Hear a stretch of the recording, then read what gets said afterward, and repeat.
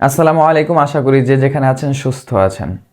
Rangpur Riders এবং Noakhali express এই match যেন ব্যাটারদের ম্যাচ, কেননা হাসানি শাকিল নবীপুত্র সেঞ্চুরি করেছেন, জবাবে ব্যাটিং করতে নেমে তৌহিদ হৃদয় চমৎকার 100 মেরেছেন।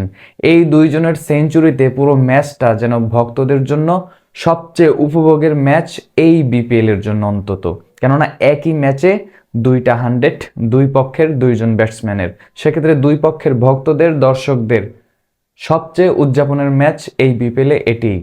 রংপুর রাইডার্স এবং নোয়াখালীর এই ম্যাচ মোটামুটি নিয়ম রক্ষার ম্যাচ বলাই যায়। সেক্ষেত্রে নোয়াখালীর জন্য একেবারেই নিয়ম রক্ষার, কেননা মাত্র 4 পয়েন্ট নিয়ে টেবিলের একদম তলানিতে। সেক্ষেত্রে সুযোগ ছিল 2টা পয়েন্ট যোগ করার এবং ভক্তদের কিছু একটা উপহার দেওয়ার শেষ আশায়, কেননা পরবর্তী বিপিএলে যদি তারা অংশগ্রহণ করে সেক্ষেত্রে সেই সম্ভাবনা এবং ভক্তদের মনে সেই আশাটুকুই জাগাতে পারত এই ম্যাচে। এবং রংপুর রাইডার্সের জন্য একটা ক্ষীণ সুযোগ, সেটা ছিল পয়েন্ট টেবিলের 2-এ যাওয়ার।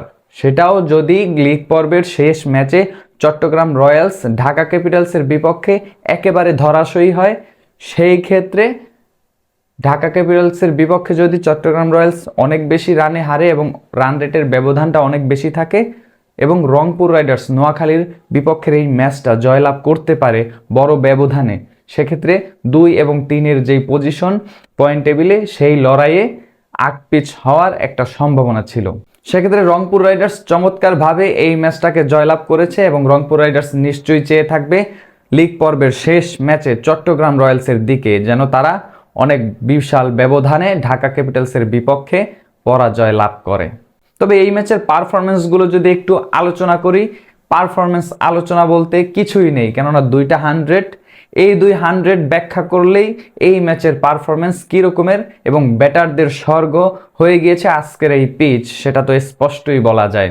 কেননা নবীপুত্র হাসানি শাকিল এক ম্যাচ তিনি যেভাবে আউট হয়েছিলেন 90s-এ গিয়ে, এবং এই ম্যাচে তিনি সেই 100, সেই স্বপ্নের 100 এবং প্রথম আফগানিস্তানি ব্যাটার হিসেবে নবীপুত্র হাসানি শাকিল বিপিএলে 100 করলেন এবং টি-20 ক্যারিয়ারেও তার এটি প্রথম 100।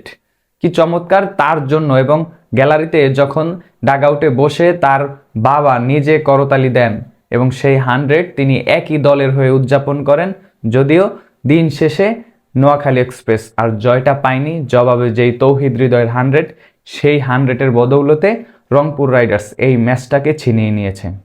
তবে নোয়াখালী এক্সপ্রেসের সুযোগ ছিল এই ম্যাচটাকে, টার্গেটটাকে আরও বড় করা, কেননা একজন ব্যাটসম্যান যখন হাসানি শাকিল 107 রান করেন 11 ছক্কার বদৌলতে 72 বলে, তিনি এই 100টা করার পরেও রংপুরের বিপক্ষে নোয়াখালী এক্সপ্রেসের সংগ্রহ মাত্র 173। সেক্ষেত্রে আমি দায় দিব এই ম্যাচে হায়দার আলীকে, কেননা তার ওই ইনিংসটা আরেকটু ফাস্ট খেলা দরকার ছিল, যেখানে ওপেনিংয়ে এরকমের একজন ব্যাটসম্যান 100-এর দিকে ছুটে যাচ্ছে এবং সাথে তিনি রয়েছেন, তার আরেকটু চালিয়ে খেলা উচিত ছিল এই ম্যাচে। কেননা একজন পার্টনার যখন 107 রানের একটা ইনিংস খেলেন, অপোজিটে আপনি যখন 32 বলে 42 রানের ইনিংস খেলেন, সেটা নিতান্তই বেমানান একটা ম্যাচে, টি-20 ম্যাচে, যেখানে আপনার দল মাত্র 2টি উইকেট হারিয়েছে। নবীপুত্র হাসানি শাকিলের 72 বলে 100 এবং নোয়াখালী এক্সপ্রেস যখন মাত্র যেই ম্যাচে 2টি উইকেট হারিয়েছে, সেই ম্যাচে রংপুর রাইডার্সের কোনো বলার যে বর্ণিল হবেন সেটা নিতান্তই ভাবা বোকামি। তবে একজন এর পরেও আলোচনায় আসতে পারে, আলিসাল ইসলাম, কেননা মাত্র 4 ওভার বোলিং করে যখন তিনি মাত্র 22 রান খরচ করেন এবং একটি উইকেট সংগ্রহ করেন, সেই উইকেটটাও চমৎকার একটা ক্যারম বলের ডেলিভারি।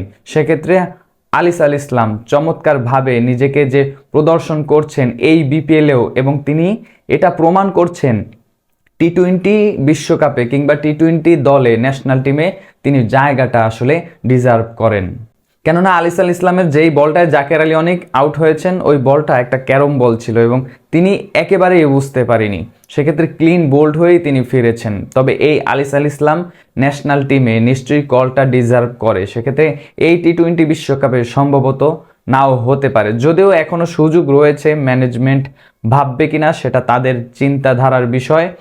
তবে আলিসাল ইসলামকে টি-20 স্কোয়াডে অবশ্যই জায়গা দেওয়া দরকার। বাংলাদেশের প্রেক্ষাপটে একজন প্লেয়ার ন্যাশনাল টিমে আসেন 20 থেকে 25 এর ভেতরে, এরপরে আসলে ওভাবে নজরে আনা হয় না কোনো প্লেয়ারকে। কিন্তু অন্যান্য দেশে 30-এর পরেও 35-এও আমরা অভিষেক হতে দেখেছি ন্যাশনাল টিমে। সেক্ষেত্রে আলিসাল ইসলাম 30-এর ঘরে রয়েছেন, তবে ন্যাশনাল টিমে তাকে আসলে সুযোগটা দেওয়া দরকার। স্বাভাবিকভাবে যেই প্রসেসে বাংলাদেশের প্লেয়াররা আসেন 19 কিংবা এ দল এইভাবে, কিন্তু আলিসাল ইসলাম সেই জায়গায় ভিন্ন নজির দাঁড় করাতে পারেন। বিপিএল এবং ঘরোয়া লিগের মাধ্যমেও ন্যাশনাল টিমে যে চমৎকারভাবে আসা যায় সেটা আলিসাল ইসলাম প্রমাণ করতে পারেন। নোয়াখালী এক্সপ্রেসের দেওয়া এই 174 রানের টার্গেট, সেই টার্গেটের প্রেক্ষিতে ওই তৌহিদ হৃদয় একটা নামই উল্লেখ করতে হয়। ওপেনিংয়ে তৌহিদ হৃদয় এবং ডেভিড মালান আজকেও শুরু করেছেন। সেক্ষেত্রে এই ম্যাচের সব আলোচনা, সব ইতিহাস এই একটা নামই তৌহিদ হৃদয়। ন্যাশনাল টিমে টি-20 বিশ্বকাপে সম্ভবত তিনি ওপেনিংই করবেন এমনটাও ভাবছেন অনেকে, কেননা এই 109 রানের ইনিংস তার। সেখানে টি-20 বিশ্বকাপে তিনি যে ওপেনিং করবেন, ওপেনিংয়ের পজিশনটা তিনি ডিজার্ভ করেন সেটা তিনি প্রমাণ করলেন। কেননা আরও একটি ম্যাচ তিনি ওপেনিংয়ে নেমে 90s-এ তিনি আটকা পড়েছেন, যদিও নট আউট ছিলেন। সেক্ষেত্রে বল না থাকায় তিনি সেই ম্যাচে 100 করতে পারেননি। তৌহিদ হৃদয় এই ম্যাচে 63 বল খরচ করে 15টি 4 এবং 2টি ছক্কার মাধ্যমে এই 109 রানের ইনিংসটা সাজিয়েছেন। সেক্ষেত্রে পুরো মাঠে কতটা আগ্রাসী ছিলেন তৌহিদ হৃদয় এবং পুরো মাঠে তিনি যেভাবে খেলেছেন সেটা তার এই 15টি 4-এর ইনিংসটা দেখলেই বোঝা যায়। কেননা হাসানি শাকিল নবীপুত্র যখন 107 রান করেন, 72 বল খরচ হয়, সেখানে 11টি ছক্কার মার, তার চেয়ে এই তৌহিদ হৃদয়ের ইনিংসটাই আমি বেশি গুরুত্ব দিচ্ছি। কেননা একটা টি-20 ম্যাচে আপনি কম বল খেলে এতগুলো রান করা এবং সেখানে ছক্কা কম, এই ইনিংসটাই আমি একটা হার্ড হিটিং ইনিংসের চেয়েও এগিয়ে রাখতে চাই। তবে এই বিপিএলে আরও একটা বিষয় আলোচনায় আনা দরকার, সেটা হচ্ছে হাসান মাহমুদের বিষয়। কেননা হাসান মাহমুদ পুরো টুর্নামেন্ট জুড়ে যেভাবে তিনি পারফরমেন্স করেছেন তার আসলে দুর্ভাগ্য নোয়াখালী এক্সপ্রেস সুপার 4-এ কোয়ালিফাই করতে পারেনি। সেক্ষেত্রে এই টুর্নামেন্টে শেষ পর্যন্ত খেলা প্রয়োজন ছিল এই হাসান মাহমুদের। এই ম্যাচেও তিনি যখন 23 রান খরচায় 4 ওভারে একটি উইকেট সংগ্রহ করেন এবং তার ইকোনমি রেটটা 5-এর ঘরে, সেই হাসান মাহমুদ পুরো টুর্নামেন্ট কিভাবে পারফরমেন্স করেছে ভক্তরা দেখেছেন। কিন্তু নোয়াখালী এক্সপ্রেসের ব্যর্থতায় এই হাসান মাহমুদকে নিয়ে সেভাবে কোনো আলোচনা হয়নি এই বিপিএলে। তবে হাসান মাহমুদ বাংলাদেশের পেস ইউনিটে যে নতুন সংযোজন, তিনি যেভাবে দুই দিকে সুইং করতে পারেন সেটা বাংলাদেশের ক্রিকেটের ভবিষ্যতের জন্য অনেক গুরুত্বপূর্ণ এবং এই হাসান মাহমুদ, তাসকিন আহমেদদের হাত ধরে বাংলাদেশের নতুন প্রজন্মরা পেস ইউনিটে যে লিড দিবেন সেটা আমরা আশা করতেই পারি। তবে এই ম্যাচের ইতিহাস 2টা 100 এবং এই বিপিএলের প্রাপ্তি এই ম্যাচটা, যদিও এই ম্যাচের গুরুত্ব অনেক কম কেননা নিয়ম রক্ষার ম্যাচ, তবে এই ম্যাচ থেকে ভক্তরা এই বিপিএলের স্বাদ পেয়েছেন। তবে এই ম্যাচে কার পারফরমেন্সকে আপনি আসলে গোল্ডেন মার্ক দিতে চান, কমেন্ট বক্সে অবশ্যই আপনার মূল্যবান মতামত জানাবেন।